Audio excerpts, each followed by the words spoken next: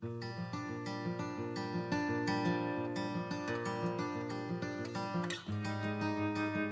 is March the 9th. Are there any small jobs when you serve the Lord? Let's find out together as we read Numbers 15 through 17.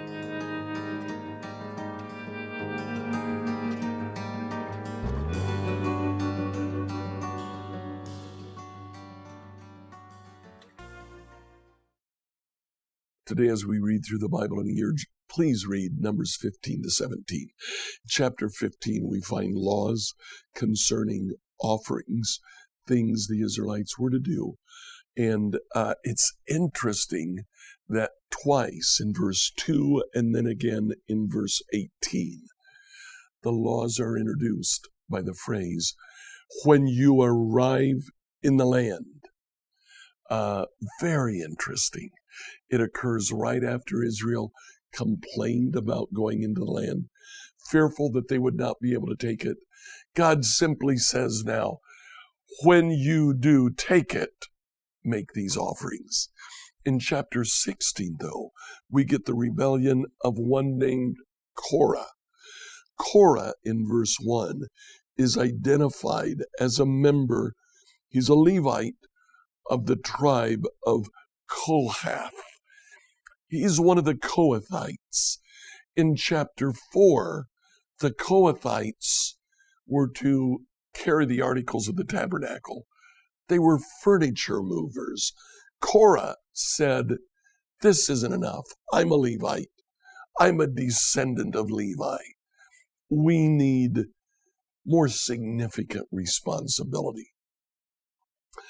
At first thought, you would think what Korah asks for is good.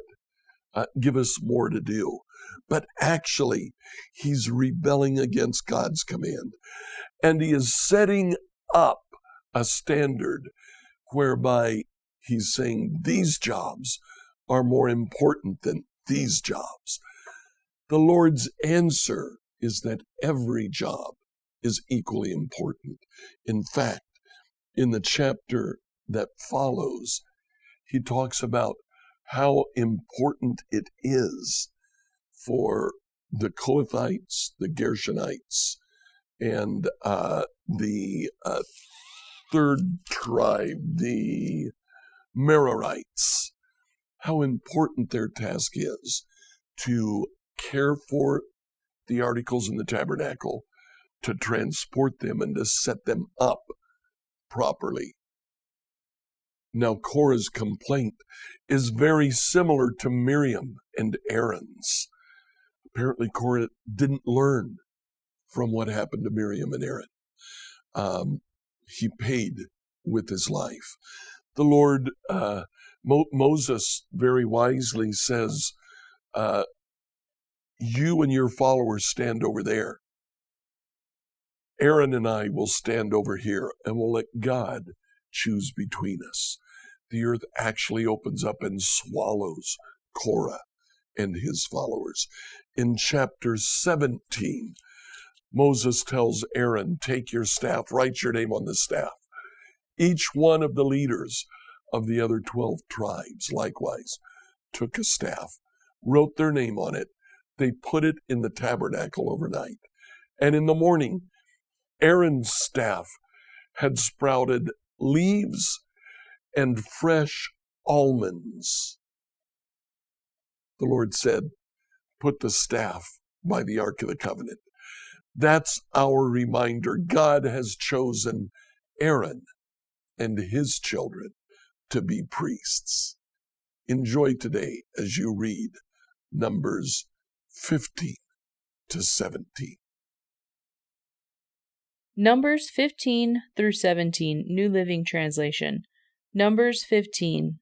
Then the Lord told Moses, give the following instructions to the people of Israel. When you finally settle in the land I am giving you, you will offer special gifts as a pleasing aroma to the Lord. These gifts may take the form of a burnt offering, a sacrifice to fulfill a vow, a voluntary offering, or an offering at any of your annual festivals. And they may be taken from your herds of cattle or your flocks of sheep and goats. When you present these offerings, you must also give the Lord a grain offering of 2 quarts of choice flour mixed with 1 quart of olive oil. For each lamb offered as a burnt offering or a special sacrifice, you must also present 1 quart of wine as a liquid offering. If the sacrifice is a ram, give a grain offering of 4 quarts of choice flour mixed with 1/3 of a gallon of olive oil, and give 1/3 of a gallon of wine as a liquid offering. This will be a pleasing aroma to the Lord.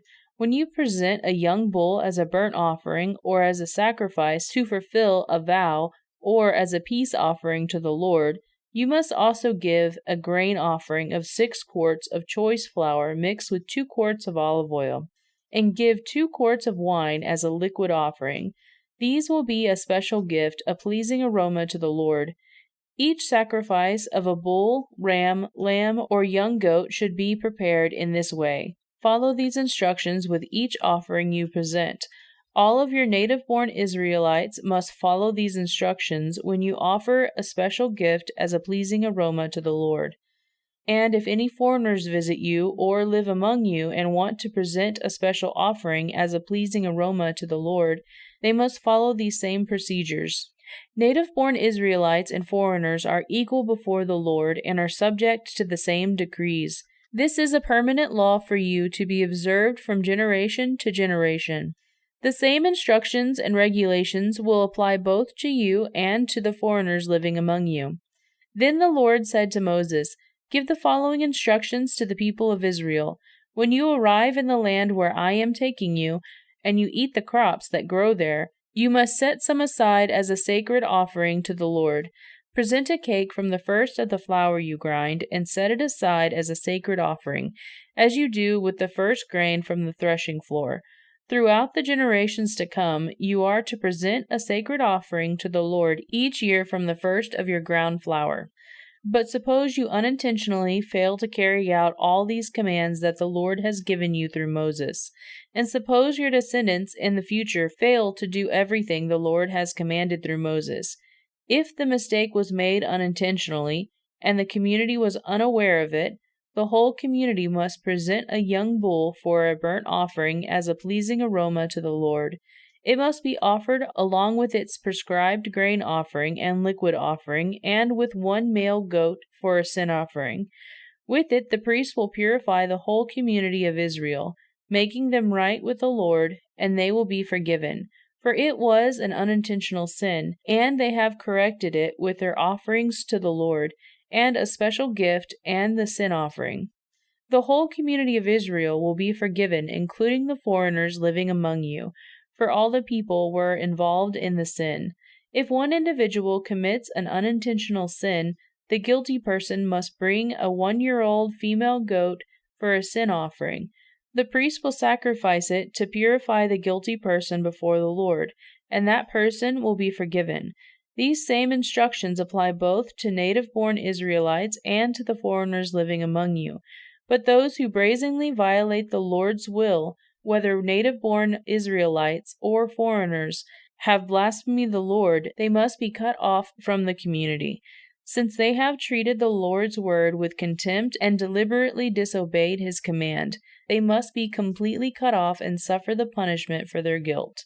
One day, while the people of Israel were in the wilderness, they discovered a man gathering wood on the Sabbath day. The people who found him doing this work took him before Moses, Aaron, and the rest of the community. They held him in custody because they did not know what to do with him. Then the Lord said to Moses, "The man must be put to death. The whole community must stone him outside the camp." So the whole community took the man outside the camp and stoned him to death, just as the Lord had commanded Moses. Then the Lord said to Moses, "Give the following instructions to the people of Israel. Throughout the generations to come, you must make tassels for the hems of your clothing and attach them to the blue cord. When you see the tassels, you will remember and obey all the commands of the Lord instead of following your own desires and defiling yourselves, as you are prone to do. The tassels will help you remember that you must obey all my commands and be holy to your God. I am the Lord your God who brought you out of the land of Egypt, that I might be your God. I am the Lord your God." Numbers 16. One day Korah, son of Issachar, descendant of Korath, son of Levi, conspired with Dathan and Abiram, the sons of Elab, and On, the son of Peleth, from the tribe of Reuben. They incited a rebellion against Moses, along with 250 other leaders of the community, all prominent members of the assembly. They united against Moses and Aaron and said, "You have gone too far. The whole community of Israel has been set apart by the Lord, and He is with all of us. What right do you have to act as though you were greater than the rest of the Lord's people?" Then Moses heard what they were saying. He fell face down on the ground. Then he said to Korah and his followers, "Tomorrow morning the Lord will show us who belongs to Him and who is holy. The Lord will allow only those whom He selects to enter His own presence. Korah, you and all your followers must prepare your incense burners. Light fires in them tomorrow and burn incense before the Lord. Then we will see whom the Lord chooses as His Holy One. You Levites are the ones who have gone too far." Then Moses spoke again to Korah, "Now listen, you Levites. Does it seem insignificant to you that the God of Israel has chosen you from among all the community of Israel to be near Him, so you can serve in the Lord's tabernacle and stand before the people to minister to them? Korah, He has already given this special ministry to you and your fellow Levites. Are you now demanding the priesthood as well? The Lord is the one you and your followers are really revolting against. For who is Aaron that you are complaining about him?" Then Moses summoned Dathan and Abiram, the sons of Eliab, but they replied, "We refuse to come before you. Isn't it enough that you have brought us out of Egypt, a land flowing with milk and honey, to kill us here in the wilderness? And you now treat us like your subjects. What more, you haven't brought us into another land flowing with milk and honey. You haven't given us a new homeland with fields and vineyards. You are trying to fool these men. We will not come." Then Moses became very angry and said to the Lord, "Do not accept their grain offerings. I have not taken so much as a donkey from them, and I have never hurt a single one of them." And Moses said to Korah, "You and all your followers must come here tomorrow and present yourselves before the Lord. Aaron will also be here. You and each of your 250 followers must prepare an incense burner and put the incense on it, so you can all present them before the Lord. Aaron will also bring his incense burner." So each of the men prepared an incense burner, lit the fire, and placed the incense on it. Then they all stood at the entrance of the tabernacle with Moses and Aaron. Meanwhile, Korah had stirred up the entire community against Moses and Aaron, and they all gathered at the tabernacle entrance. Then the glorious presence of the Lord appeared to the whole community, and the Lord said to Moses and Aaron, "Get away from all these people so that I may instantly destroy them." But Moses and Aaron fell face down on the ground. "O God," they pleaded, "you are the God who gives breath to all creatures. Must you be angry with all the people when only one man sins?" And the Lord said to Moses, "Tell all the people to get away from the tents of Korah, Dathan, and Abiram." So Moses got up and rushed over to the tents of Dathan and Abiram, followed by the elders of Israel. "Quick," he told the people, "get away from the tents of these wicked men. Don't touch anything that belongs to them. If you do, you will be destroyed for their sins."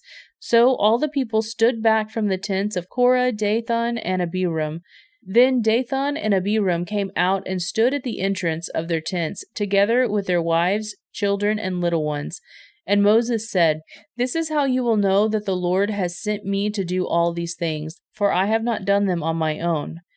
If these men die a natural death, or if nothing unusual happens, then the Lord has not sent me. But if the Lord does something entirely new, the ground opens its mouth and swallows them and all their belongings, and they go down alive into the grave, then you will know that these men have shown contempt for the Lord." He had hardly finished speaking the words when the ground suddenly split open beneath them. The earth opened its mouth and swallowed the men, along with their households and all their followers who were standing with them, and everything they owned. So they went down alive into the grave, along with their belongings. The earth closed over them, and they all vanished from among the people of Israel. All the people around them fled when they heard their screams. "The earth will swallow us up too," they cried. Then fire blazed forth from the Lord and burned up the 250 men who were offering incense. And the Lord said to Moses, "Tell Eleazar, the son of Aaron, the priest, to pull all the incense burners from the fire, for they are holy. Also tell him to scatter the burning coals. Take the incense burners of these men who have sinned at the cost of their lives, and hammer the metal into a thin sheet to overlay the altar. Since these burners were used in the Lord's presence, they have become holy. Let them serve as a warning to the people of Israel." So Eleazar, the priest, collected 250 bronze incense burners that had been used by the men who died in the fire, and the bronze was hammered into a thin sheet to overlay the altar. This would warn the Israelites that no unauthorized person, no one who was not a descendant of Aaron, should ever enter the Lord's presence to burn incense. If anyone did, the same thing would happen to him as happened to Korah and his followers. So the Lord's instructions to Moses were carried out. But the very next morning the whole community of Israel began muttering again against Moses and Aaron, saying, "You have killed the Lord's people." As the community gathered to protest against Moses and Aaron, they turned towards the tabernacle and saw that the cloud had covered it, and the glorious presence of the Lord appeared. Moses and Aaron came and stood in front of the tabernacle, and the Lord said to Moses, "Get away from all these people so that I can instantly destroy them." But Moses and Aaron fell face down on the ground, and Moses said to Aaron, "Quick, take an incense burner and place burning coals on it from the altar. Lay incense on it and carry it out among the people to purify them and make them right with the Lord. The Lord's anger is blazing against them. The plague has already begun." Aaron did as Moses told him and ran out among the people. The plague had already begun to strike down the people, but Aaron burned incense to purify the people. He stood between the dead and the living, and the plague stopped. But 14,700 people died in a plague, in addition to those who died in the affair involving Korah. Then, because the plague had stopped, Aaron returned to Moses at the entrance of the tabernacle. Numbers 17. Then the Lord said to Moses, "Tell the people of Israel to bring you 12 wooden staffs, one from each leader of Israel's ancestral tribes, and inscribe each leader's name on his staff. Inscribe Aaron's name on the staff of the tribe of Levi, for there must be one staff for each leader of the ancestral tribe. Place these staffs in the tabernacle in front of the ark containing the tablets of the covenant, where I meet with you. Buds will sprout on the staff belonging to the man I choose. Then I will finally put an end to the people's murmuring and complaining against you." So Moses gave the instructions to the people of Israel, and each of the 12 tribe leaders, including Aaron, brought Moses a staff. Moses placed the staff in the Lord's presence in the tabernacle of the covenant. When he went into the tabernacle of the covenant the next day, he found that Aaron's staff, representing the tribe of Levi, had sprouted, budded, blossomed, and produced ripe almonds. When Moses brought all the staffs out from the Lord's presence, he showed them to the people. Each man claimed his own staff, and the Lord said to Moses, "Place Aaron's staff permanently before the ark of the covenant to serve as a warning to rebels. This should put an end to their complaints against me and prevent any further deaths." So Moses did as the Lord commanded him. Then the people of Israel said to Moses, "Look, we are doomed. We are dead. We are ruined. Everyone who even comes close to the tabernacle of the Lord dies. We are all doomed to die." Scripture reading by Emily Herrera. Like, follow, and subscribe to this devotional on whatever platform you use to listen to it. Email your questions to us at questions@becomehope.com. Tomorrow we'll find out why Moses was kept out of the Promised Land.